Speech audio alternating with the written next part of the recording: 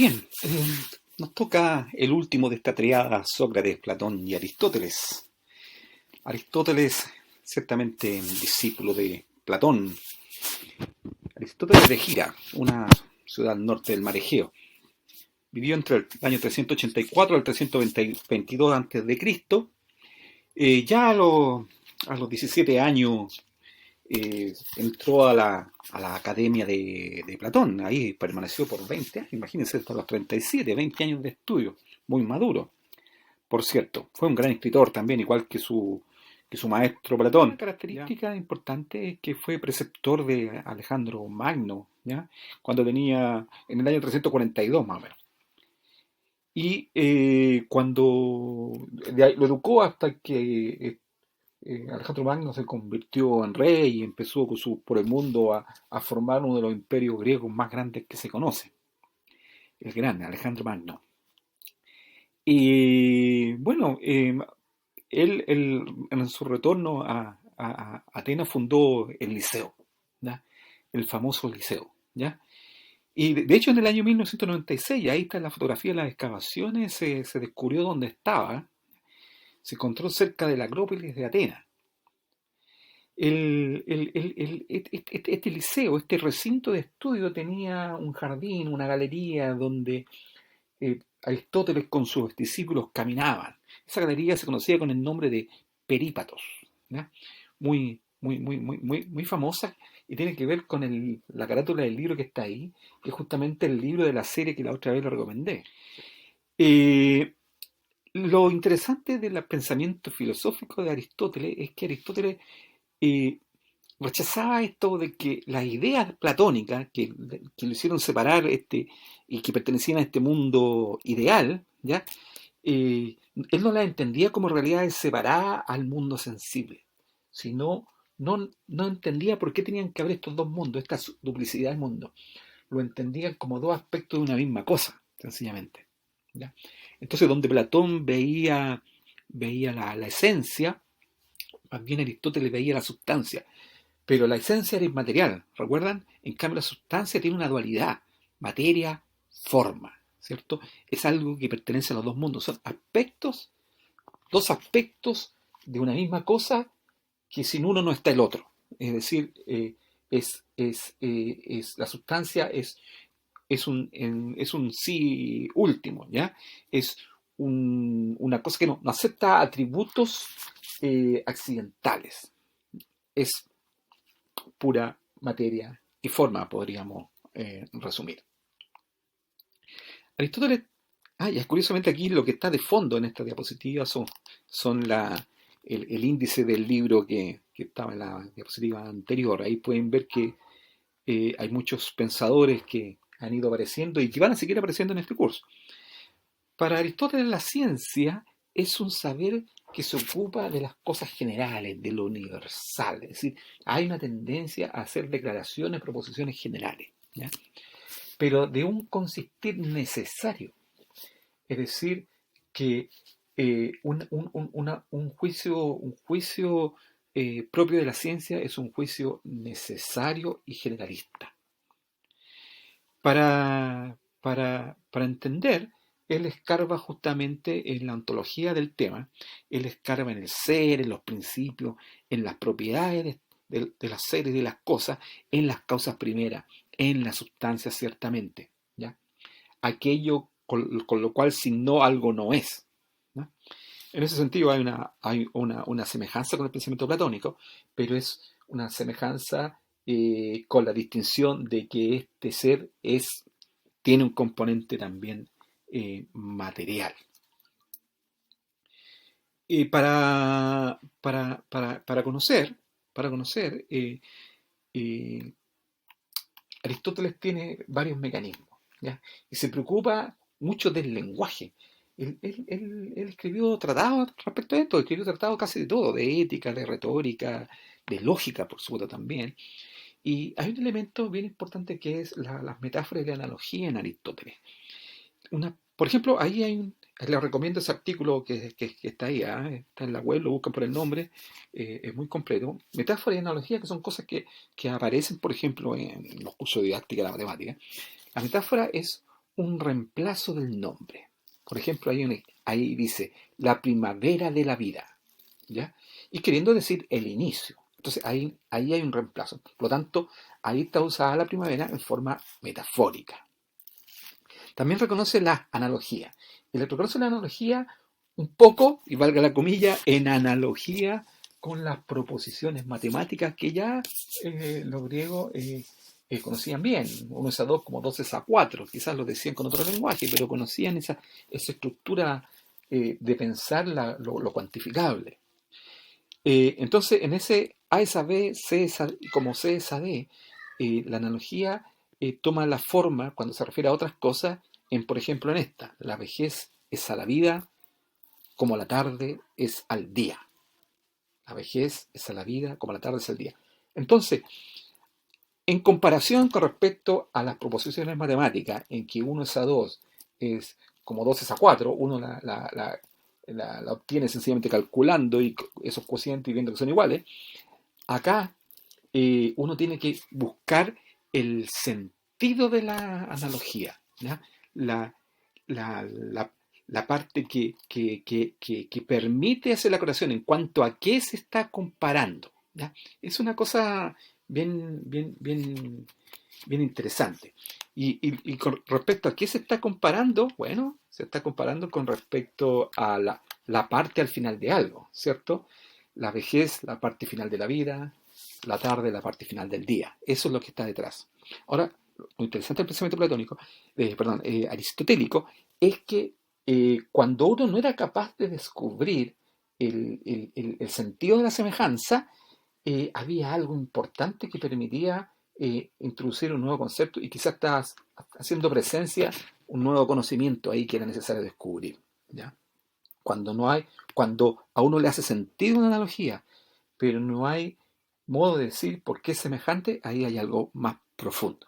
También Aristóteles crea lo que se llama la metáfora por analogía. ¿Se fijan? Cuando yo reemplazo el segundo término por el cuarto, entonces, donde cuando reemplazo la tarde, eh, ay, me quedo desordenado, acabo de descubrir. Cuando reemplazo la segunda y las cuartas partes, yo puedo formar la siguiente metáfora, la vejez del día, ¿ya?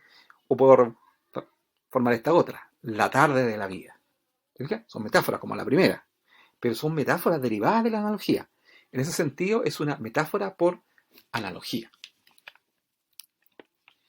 Ahora, interesante es descubrir que Aristóteles también, eh, así como Platón había puesto el mundo de Parménides en el mundo ideal y el mundo de Heráclito en el mundo sensible, eh, Aristóteles resuelve ese conflicto de otra manera, ¿ya? Dice, bueno, el gran problema estaba, por ejemplo, en el movimiento. Para Parménides el movimiento no existía, para Heráclito todo era movimiento, todo era cambio, ¿ya? Entonces, dice Aristóteles, el cambio es el paso del ser en potencia al ser en acto. Y veamos qué quiere decir con eso, ¿ya? Veamos cómo entendía el ser. Una de las gracias de Aristóteles es que él estudia el ser y se da cuenta que el ser tiene muchas formas de ser, ¿ya? Por ejemplo, está el ser categoría, que es el que está al lado izquierdo de la diapo, y él dice, bueno, las cosas son en cantidad, algo es múltiple, en cualidad, algo es dulce, algo es en acción, algo es en lugar, algo está en algún lugar, está en algún tiempo, en una situación. Pero esas cosas pueden ser accidentes. Es decir, si lo que yo diga no es propio del algo y no lo define en sustancia, son accidentes. Lo que yo le atribuya a algo y no lo pueda decir de otro, por ejemplo, que una esfera es circular, si yo a la esfera le quito la circularidad, sospecho que ya no me quedo con una esfera, ¿ah? En el sentido de una esfera sólida, de una esfera material, ¿no? Eso está más, es un atributo asociado a la sustancia. ¿Se fijan? Entonces, él descubre estas categorías del ser. Pero también puede estar el ser en potencia y en acto. Por lo tanto, esto del cambio de que algo es y no es, no había problema. Un niño deja de ser niño y pasa a ser hombre. ¿Por qué? Porque un niño es un hombre en potencia. Entonces es un ser en potencia. Y por lo tanto, cuando el niño es hombre, cuando ya es hombre, es un ser en acto. ¿Ya? Entonces dice, el ser se dice de muchas maneras. Dos significados para ser. Ser en acto, lo que una cosa es ya. Ser en potencia, lo que la cosa puede llegar a ser. Un niño puede llegar a ser un hombre. No es contradicción, porque lo que es en acto no procede del no ser, sino del ser en potencia. Brillante. Entonces se saca ese conflicto de esa manera. Otras maneras que descubre Aristóteles respecto al ser es que está el ser esencial y el ser accidental. ¿Ya? ¿A qué se refiere a esto? Entonces, fíjense que con respecto al atributo, ¿ya? Hay atributos accidentales, como el que una pelota sea de cuero o de plástico, ¿ya? Y hay atributos esenciales, como que una pelota sea esférica, ¿ya? Entonces, individualiza a la cosa diferenciando del resto de las cosas. Los atributos accidentales sí, diferencia una pelota de otra, ¿ya? Los atributos esenciales no. La cosa puede dejar de tenerlo sin dejar de ser lo que es. En los atributos accidentales, sí. Algo puede dejar de ser verse, cambiar de color, y bueno, y sigue siendo la misma cosa, ¿ya? Como algo que madura, que es verde y después toma otro color, un colorado, por ejemplo, ¿ya? Entonces, para resumir, con